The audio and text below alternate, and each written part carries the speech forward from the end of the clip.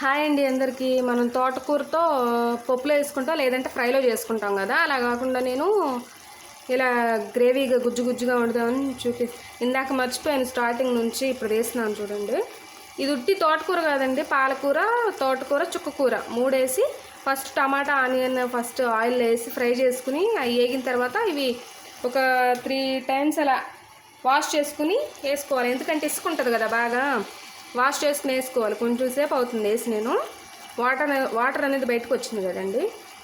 ఇదిగోండి చూడండి, దీనిలోనే నేను చింతపండు గుజ్జు వేస్తున్నాను అనమాట. కొంచెం వేసుకోవాలి అలా చింతపండు,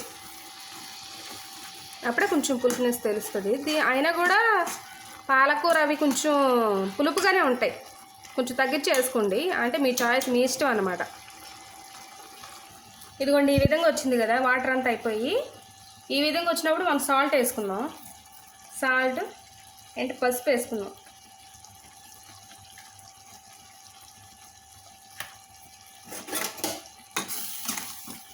ఇదిగోండి కాసేపు మగ్గిన తర్వాత కారం వేస్తున్నాం.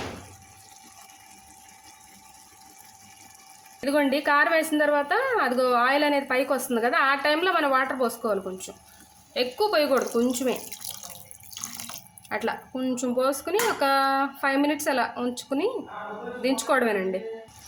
అండ్ అదిగోండి ఆయిల్ బయటకు వచ్చింది కదా, ఈ టైంలో ఆపుకోవచ్చు. లేదా గుజ్జు గుజ్జు కావాలి, ఇంకా దగ్గరగా అయిపోవాలి ఫ్రై లాగా అనుకుంటే అలా కూడా ఉంచుకోవచ్చు, లేదంటే ఇలా కూడా ఆపుకోవచ్చు. అమ్మ తల్లి ఇదేం వంట అనుకోకండి, ట్రై చేయండి, చాలా బాగుంటుంది, హెల్త్కి కూడా చాలా మంచిది.